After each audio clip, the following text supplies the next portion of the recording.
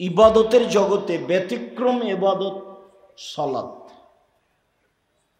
অজু করে সালাত আদায় করতে হয়, তো পানি নেই, তো তায়াম্মুম করে করতে হবে। মাটি নেই, তো অজু আর তায়াম্মুম ছাড়াই সালাত আদায় করতে হবে। কেবলার দিকে মুখ করে সালাত আদায় করতে হয়, তাহলে কেবলা বোঝা যায় না, এমনিতেই করতে হবে। দাঁড়িয়ে সালাত আদায় করতে হয়, তো দাঁড়িয়ে থাকা যায় না, তো বসে থেকে করতে হবে। বসে থেকে সালাত আদায় করা যায় না, শুয়ে থেকে করতে হবে। পরিষ্কার কাপড় পরে সালাত আদায় করতে হবে, পরিষ্কার কাপড় নেই, পেশাব পায়খানা লেগে আছে, তাহলে তাতেই করতে হবে। পরিষ্কার অপরিষ্কার কোনো কাপড়ই নাই, উলঙ্গ হয়ে আছে, বলে এই অবস্থাতেই নামাজ পড়তে হবে।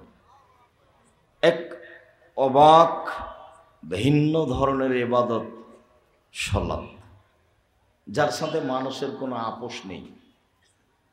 এরপরেও সালাতের নেকি যত ভারী, এই ছেলে এটা খুলো তো,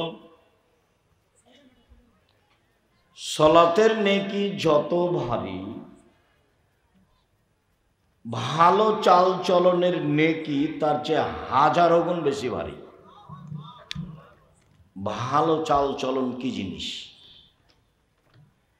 হজের নেকি যত ভারী, ভালো চাল চলনের নেকি তার চেয়ে লক্ষ গুণ বেশি ভারী। ভালো চাল চলন কি জিনিস? ভালো চাল চলন সবাই বুঝে। কিভাবে বুঝে? মানুষে বলে যে লোকটার স্বভাব খুব খারাপ। কার কথা বলছো? আর তোর কথা বাদ দাও তো, ওকে দেখতেই ঘৃণা লাগে, ওর মুখ খুব খারাপ। দেখেন, মানুষ ভালো চাল চলন বুঝে।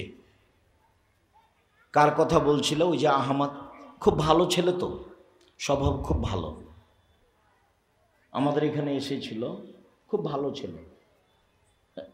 দেখেন, মানুষ মানুষের চাল চলন বুঝে, কোনটা ভালো আর কোনটা খারাপ। এটাই, এই কাজটাই ইবাদতের জগতের সবচেয়ে ভারী নেকির কাজ। বাস্তব বলি আপনাকে একটু, অটোতে আপনি বসে আছেন, তো আমি উঠেছি, আমি উঠতেই ছেলেটা টান দিয়েছি, তো আমি আপনার মুখের উপরে গিয়ে পড়ে গেছি। তো আপনি বললেন, আচ্ছা যাক, বসেন বসেন বসেন, কোনো সমস্যা নেই, বসেন। বসলাম। আরেকদিন একটা লোক অটোতে বসে আছে, তা আমি উঠেছি, উঠতেই টান দিয়েছে, আমি কথার কথা বলছি, তো ছেলেটা টান দিয়েছে, আমি গিয়ে তার মুখের উপরে পড়ে গেছি। তখন আমাকে বলছে, আপনার চোখ নাই, আপনার কপালে চোখ নাই, হিসেব করে গাড়িতে উঠতে পারবেন না। এটা একটা চাল চলন। তো কোনটা ভালো? আগেরটা। এ তো ভালোই বুঝি আমরা। দল সংগঠন ছাড়তে হবে, তাছাড়া স্বভাব, তোমার স্বভাব পায়খানার চেয়ে খারাপ হয়ে যাবে। জীবনে কোনোদিন ক্ষমতা দেখিয়ে, দলীয় দাপট দেখিয়ে, মানুষকে গালি দিয়ে, নিন্দে করে, জেল হাজতে দিয়ে, ক্ষমতা দেখিয়ে বেঁচে থাকার চেষ্টা করিও না, ভুল হিসাব। জুলুম যত বেশি হবে, তোমার ধ্বংস হওয়ার সময় তার চেয়ে ধ্বংসের সময়টা তত কম হবে। আপনাদের নেতার বয়স ছিল মাত্র ৪৫ মিনিট, ফেরাউনের সময় ছিল তার চেয়ে কম।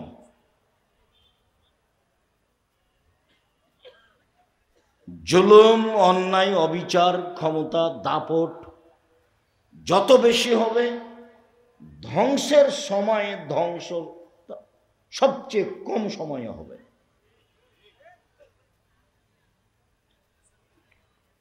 রাসূল সাল্লাল্লাহু আলাইহি ওয়াসাল্লাম বলছেন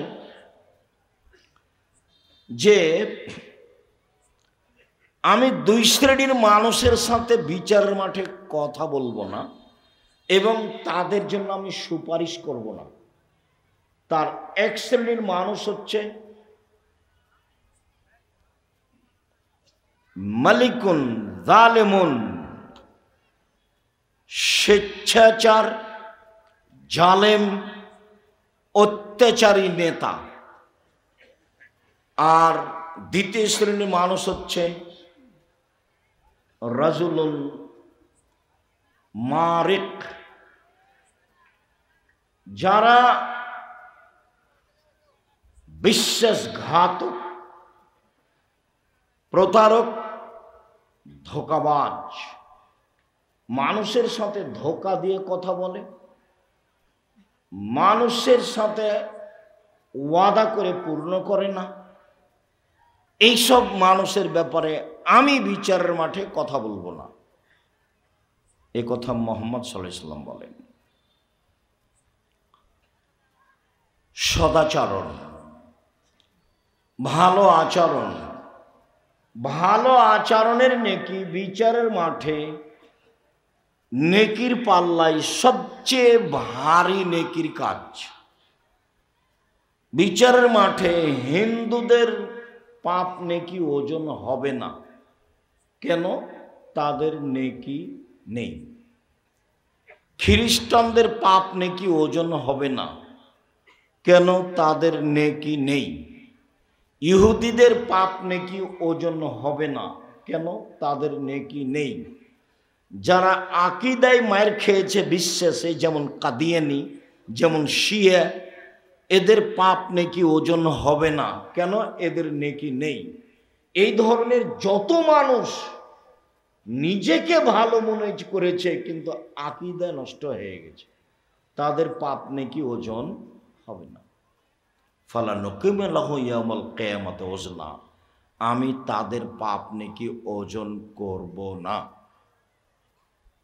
ইউখাযু বিন নাওয়াসি ওয়াল আকদাম, তাদের মাথার সম্মুখভাগ আর পা একসাথে ধরে জাহান্নামে নিক্ষেপ করা হবে। ওদের কোনো বিচার নেই, ওদের কোনো হিসাব নিকাশ নেই। সম্মানিত দিনী ভাই বোন, আজকে আমরা প্রথমে একটা হাদিস পেশ করি, যাতে আমরা বুঝবো যে আল্লাহর নবী বলেছেন ভালো চাল চলনের নেকি নেকির পাল্লায় সবচেয়ে ভারী নেকি। আবু দারদা রাদিয়াল্লাহু তাআলা আনহু বলেন, রাসূল সাল্লাল্লাহু আলাইহি ওয়াসাল্লাম বলেছেন, ইন্না আসকালা শাইইন ইদাউ ফি মিজানিল মুমিনিল ইয়াউমাল কিয়ামাহ খুলুকুন হাসান। বিচারের মাঠে আল্লাহ রাসূল বলেন, বিচারের মাঠে মোমেন পুরুষ নারীর নেকির পাল্লায় সবচেয়ে যেটা ভারী নেকি রাখা হবে সেইটা হলো ভালো চাল চলনের নেকি। যারা আপনারা মহিলাদের দায়িত্ব পালন করছেন তারা খুব সতর্ক থাকেন। আপনি মহিলা মানুষ, দয়া করে আপোষে গল্প করবেন না। আপনার কাঁধের উপর দিয়ে যদি কেউ চড়ে চলে যায়, মুখ খুলবেন না। হ্যাঁ করে এসেছেন গল্প করতে করতে আবার হ্যাঁ করে চলে যায় না। এগুলো হলো ঘৃণিত স্বভাব। আপনার স্বামী একজন কাপুরুষ, তার এটা প্রমাণ। তোমার বাপ একটা অযোগ্য বাপ, এটা তার প্রমাণ। নইলে তুমি মহিলা মানুষ সেখানে এসে হি হি করে হাসো, গল্প করো কেন? তোমার লালন পালনের ত্রুটি আছে। সম্মানিত দিনী ভাই বোন, আমার সাথে কথায় সাড়া না দিয়ে আপনি এক খেলে আমার দিকে চেয়ে থাকবেন, আমি আপনার কিছু না কিছু উপকার করবই করব ইনশাআল্লাহ। বিচারের মাঠে সবচেয়ে ভারী নেকির ইবাদত হলো ভালো চাল চলন। আল্লাহ তাআলা বলেন, ইদফা বিল্লাতি হি আহসান। মুহাম্মদ সাল্লাল্লাহু আলাইহি সাল্লাম সমাজে কথা বলার সময় প্রতিপক্ষ যা বলে আপনি তার চেয়ে সুন্দর বলুন। মুহাম্মদ সাল্লাল্লাহু আলাইহি সাল্লাম মানুষের সাথে কথা বলার সময় মানুষে যা বলে আপনি তার চেয়ে ভালোটা বলুন। সমান সমান বলে যে সে ভালো নয়। যে বলতে পারে আচ্ছা ভাইজান আপনি গালি দিলেন, আমি আর কি বলবো, আপনাকে আমি কিছু বলতে চাচ্ছি না, আমি গেলাম, এইটা হলো ভালো। আল্লাহ আমাদের নবীকে এটা আদেশ করলেন। আমিও জীবনে খুব চেষ্টা চালাচ্ছি। একটা হলো মানুষের প্রতিশোধ নিব না জীবনে, যে যা পারবে করুক বলুক। আর একটা মানুষের পিছনে পড়ব না, বদনাম গীবত করতে রাজি নই। সে আমাকে ধুয়ে ছেড়ে দিল, আপনি যা বলেন আমি তার উত্তর দিতে রাজি নই। আল্লাহ তাআলা বলেন ওয়াজাদিলহুম বিল্লাতি হিয়া আহসান। মুহাম্মদ সাল্লাল্লাহু আলাইহি সাল্লাম মুখামুখি কথা বলার সময়, সমাজে বাক বিতণ্ড তর্কের সময় প্রতিপক্ষ যা বলে আপনি তার চেয়ে উত্তম ভালো বলুন। মুখামুখি কথা বললেও আপনার কথা যেন তার চেয়ে বেশি না হয়।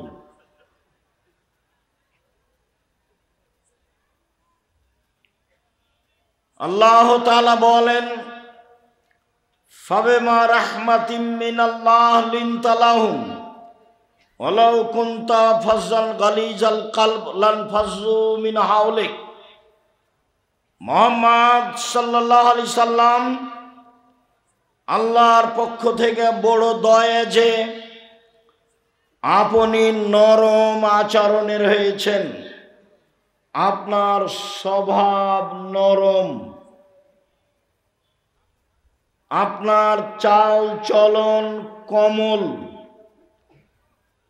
আপনি কর্কশ স্বভাবের হলে মানুষ আপনার পাশ থেকে সরে যেত, কেউ থাকতো না। শুনুন, ফাফু আনহুম, মানুষকে মাফ করুন। যা বলেছে বলেছে, মানুষে বলেছে ও পাগল, ওকে জিনে ধরেছে। মানুষে বলেছে বংশের জন্য কলঙ্ক, জাতির জন্য কলঙ্ক। ছি ছি ছি ছি ছি ছি ছি, এটা কথা হলো? বলছে যে একজন আল্লাহ সপ্তম আকাশের উপরে থাকে, অথচ আল্লাহ হলো 360 জন। আল্লাহ কতজন? 360 জন। একে হত্যা করতে হবে, একে দেশ থেকে তাড়িয়ে দিতে হবে, একে জেলে বন্দি করতে হবে, ওর গায়ে ধুলা দিয়ে দে, কুকুর লাগিয়ে দে, জাতির জন্য কলঙ্ক। কত কি যে বলল, যা বলল আপনি মাফ করুন। এই ছেলে,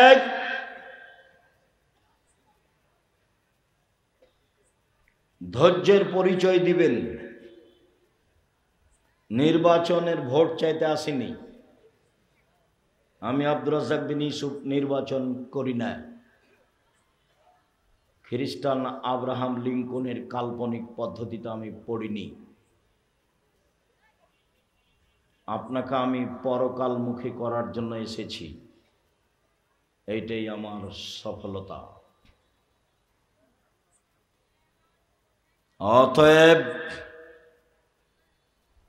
যেসব স্বভাব খারাপ, অপছন্দ, তা আপনি আমাকে দেখাবেন না দয়া করে।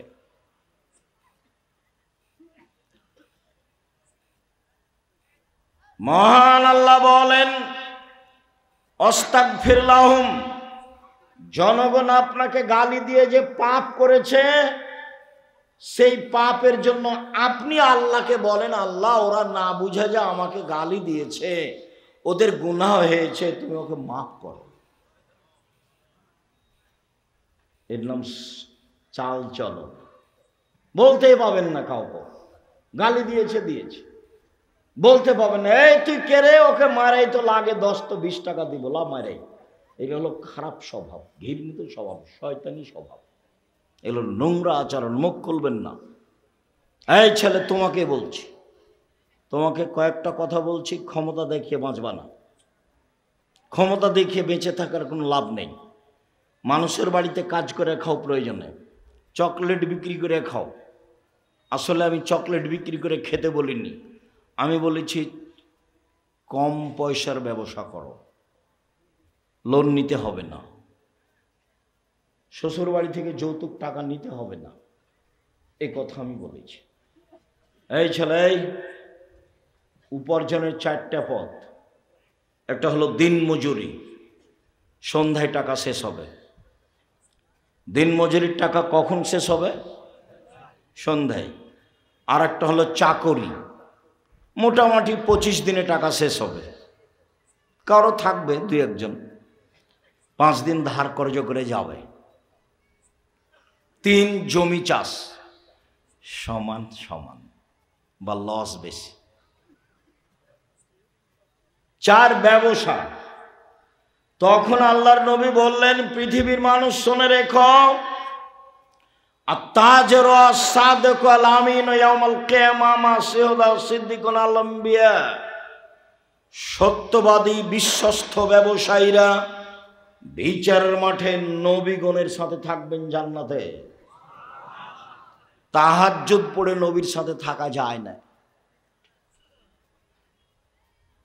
দিন রাত তাসবিহ তাহলিল জিকির আজকার করে নবীর সাথে থাকা যায় না। ব্যবসা এমন একটা কাজ যে সেই কাজ দিয়ে কার সাথে থাকা যায়? নবীর সাথে। আমি এ কথা বলিনি, এ কথা মুহাম্মদ সাল্লাল্লাহু আলাইহি সাল্লাম বলেছেন। তিনি বলেছেন বিশ্বস্ত সত্যবাদী ব্যবসায়ী ওরা নবীর সাথে থাকবে। নবীর সাথে সরাসরি থাকবে ওই সব পিতা যারা 2টা মেয়ে লালন পালন করেছে, বড় হওয়া পর্যন্ত, বিবাহ শাদী দেওয়া পর্যন্ত 2টা বেটির লালন পালন করেছে, বিবাহ শাদী দিয়ে দিয়েছে। এই বাপ নবীদের সাথে জান্নাতে থাকবে।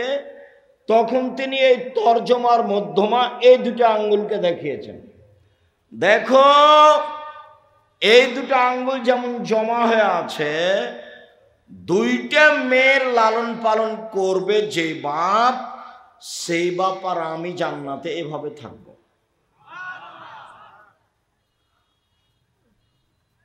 আপনারও তো 2টা-3টা মেয়ে ওই যে বাজারে বসে আছে, বলেন কি হবে? জবাব আমাকে দিতে হবে না, জবাব আপনাকে দিতে হবে, জবাব দিতে হবেই। প্রস্তুতি নেন। আপনি বুঝতেই পারেননি যে ছেলে মেয়েকে লালন পালন করতে হয় কিভাবে। আল্লাহ নবী বলছেন যে মান কানাত লাহু সালাসা বানাত, কারো যদি 3টা মেয়ে 3টা বেটি থাকে, আল্লামাহুন্না, তাকে যদি বিদ্যা শিখিয়ে দেয়, ও আদাবাহুন্না, তাকে যদি শিষ্টাচার শিখিয়ে দেয়, ও জাওয়াজাহুন্না, যদি তার বিবাহ শাদী দিয়ে দেয়, ও আহসানা ইলাইহিন্না, যদি তার সাথে ভালো আচরণ করে, তাহলে বিচারের মাঠে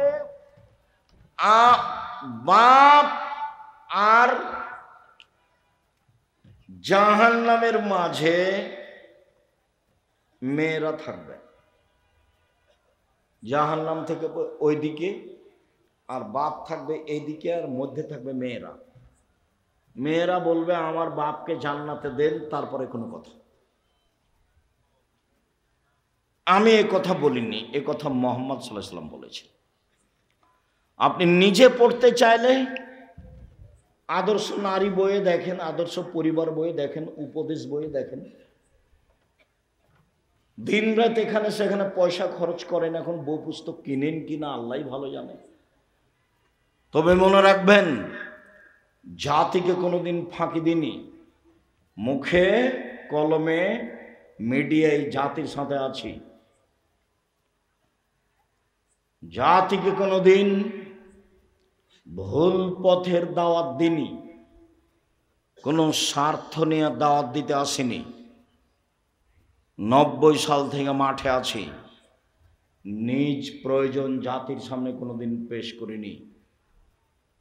পয়সার বিনিময়ে জাতির সামনে কোনোদিন দাঁড়াইনি, জাতির কাছে কোনোদিন মাথা নত করিনি।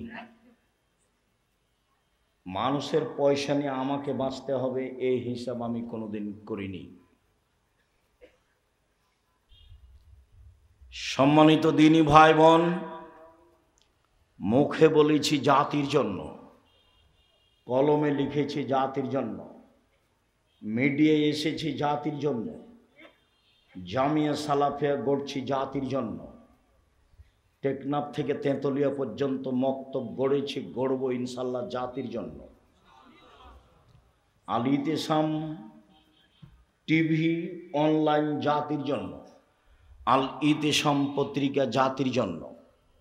এতে আমি কোনোদিন কোনো স্বার্থ ভোগ করিনি।